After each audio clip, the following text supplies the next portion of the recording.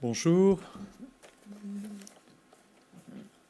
J'ai accepté bien volontiers, en tant que délégué interministériel à la sécurité routière, d'ouvrir cette conférence automobile et handicap organisée par le Centre de ressources et d'innovation mobilité et handicap, dont la vocation est le retour à la mobilité des personnes handicapées.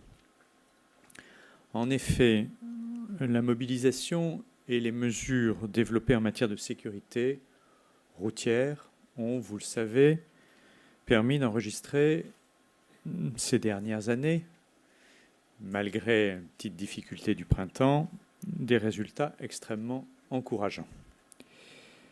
Cependant, force est de constater que la question de l'accès à la conduite automobile des personnes handicapées, associée à tous les sujets qui en découlent, est un chantier qui mérite encore toute notre attention et tous nos efforts.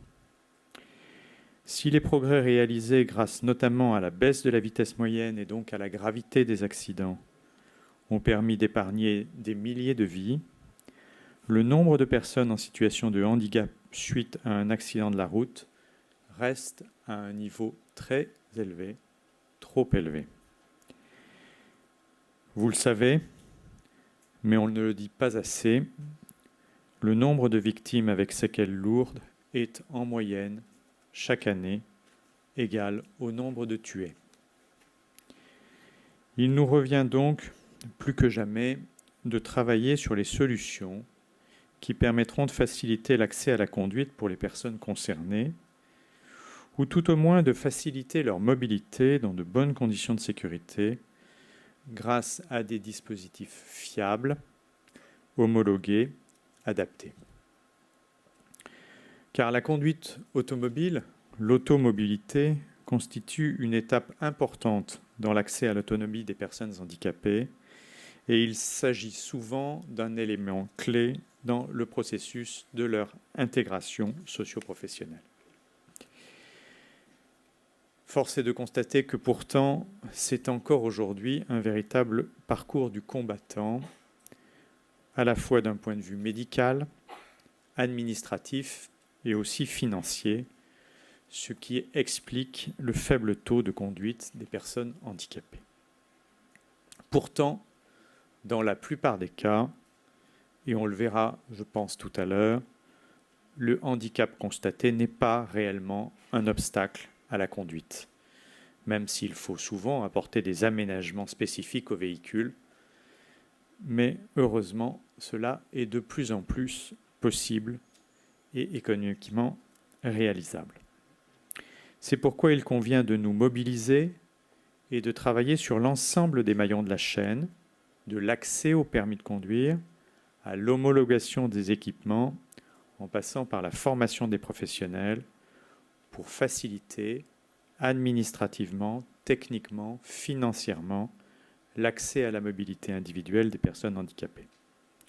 Sur tout cela, la délégation interministérielle à la sécurité routière a un rôle majeur à jouer et c'est le sens de notre engagement au sein du CRM. Concrètement, les pistes de travail prioritaires nous paraissent devoir s'articuler autour de 4 thématiques. Le développement de l'information et de la communication auprès des personnes concernées, qu'il s'agisse des personnes handicapées ou des professionnels. Nous avons d'ailleurs édité l'an dernier un dépliant informatif, Conduite pour tous, comment conduire malgré le handicap, en collaboration avec le CRM, et nous cherchons à le diffuser le plus possible.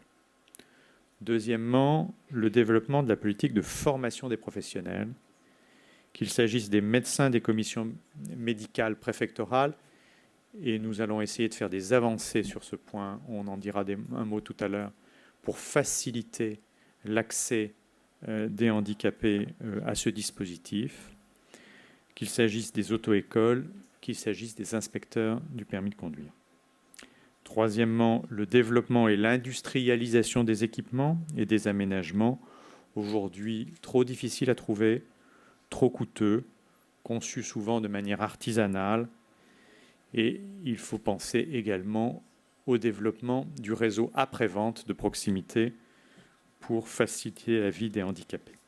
Enfin, quatrièmement, l'orientation des travailleurs handicapés vers l'aide au financement de l'AGFIP ou du Fonds pour l'insertion des personnes handicapées dans la fonction publique, ainsi que celle des personnes non reconnues travailleurs handicapés vers l'aide au financement par les MDPH.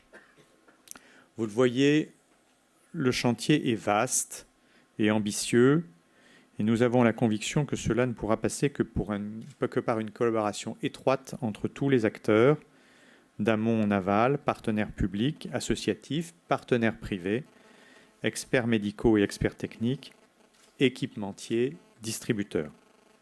C'est tout l'intérêt, l'originalité et la force de la démarche initiée à travers le CEREM, et je crois que c'est le symbole de notre présence ici, chez un assureur. Voilà pourquoi nous sommes fiers et heureux de nous être associés à ce pôle de ressources dans le cadre du pôle de compétitivité automobile de Moveo. Et j'espère passer avec vous une matinée dans laquelle j'apprendrai plein de choses. Merci à vous.